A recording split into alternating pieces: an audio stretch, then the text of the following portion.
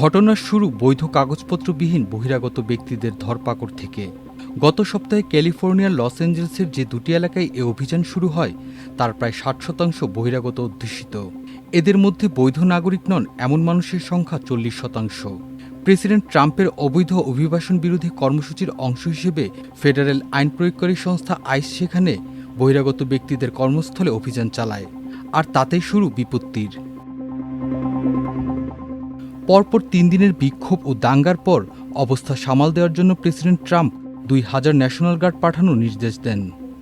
ভারী অস্ত্রসজ্জিত এসব গার্ডের উপস্থিতি পরিস্থিতি নিয়ন্ত্রণের বদলে আরও উস্কে দেয়। ছড়িয়ে পড়ে দাঙ্গা, জারি হয়েছে কারফিউ। অঙ্গরাজ্য পর্যায়ের একটি আইনশৃঙ্খলাজনিত ঘটনাকে কেন এমনভাবে একটি ফেডারেল সমস্যায় দাঁড় করানো হলো তা নিয়ে শুরু হয়েছে বিতর্ক।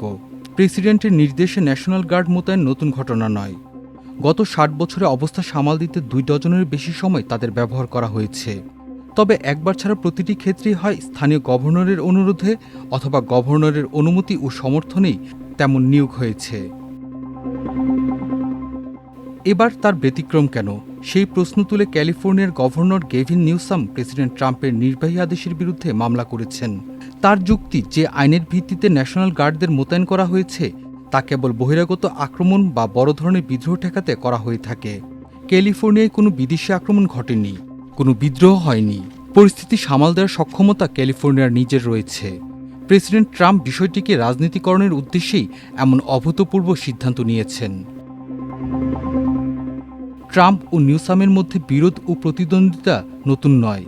নিউসামকে যে তিনি পছন্দ করেন না সেটা কোনো গোপন বিষয় নয়।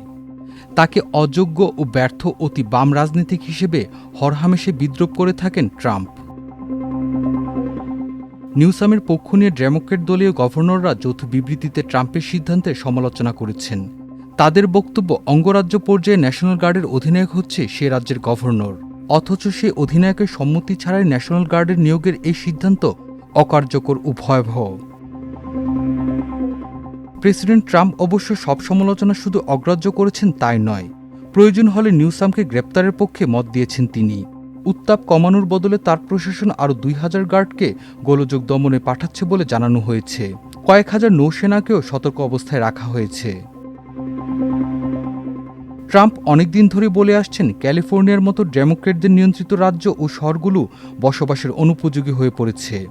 যেমন নিউ ইয়র্ক সিটি সম্বন্ধে তিনি বলেছিলেন, এটি অপরাধ ও দুষ্কর্মে ভরা এক অবিশ্বাস্য নরক। শিকাগো, বাল্টিমোর বা ফিলাডেলফিয়া সহ যে কোনো ডেমোক্র্যাট নিয়ন্ত্রিত শহর ও রাজ্যকেও তিনি এই ভাষায় আক্রমণ করেছেন। লস অ্যাঞ্জেলেসের আইস বিরোধী দাঙ্গার উদাহরণ তুলে ট্রাম্প এখন তাদের উপর এক হাত নেওয়ার ভালো সুযোগ পেয়েছেন। একথা ভাবার কারণ রয়েছে, একই রকম প্রতিবাদ বা প্রতিরোধ ঠেকাতে ট্রাম্প অন্য অনেক শহরেও সেনা পাঠাতে পারেন। যে নির্বাহী আদেশের মাধ্যমে তিনি সেনা পাঠানোর নির্দেশ দিয়েছেন তাতে কোথাও ক্যালিফোর্নিয়ার নাম উল্লেখ করা হয়নি। এতে বলা হয়েছে, যুক্তরাষ্ট্রের যেখানে অবৈধ অভিবাসনের পক্ষে বিক্ষোভ বা প্রতিবাদ হবে, এমনকি তা যদি শান্তিপূর্ণ হয়, তা প্রতিরোধে ন্যাশনাল গার্ড পাঠানো হবে। গত কয়েকদিনের বিক্ষোভ ও দাঙ্গায় লস অ্যাঞ্জেলেসের শহরতলির কিছু ব্যবসা প্রতিষ্ঠান ক্ষতিগ্রস্ত হয়েছে। হাতবোমা থেকে কিছু লোক আহত হয়েছেন, কিন্তু কেউ নিহত হননি। এ ধরনের বিক্ষোভ যুক্তরাষ্ট্রের বড় বড় শহরে মোটেই নতুন ঘটনা নয়। নতুন যা হলো, এই ঘটনাকে একটি যুদ্ধক্ষেত্রে রূপান্তরের চেষ্টা।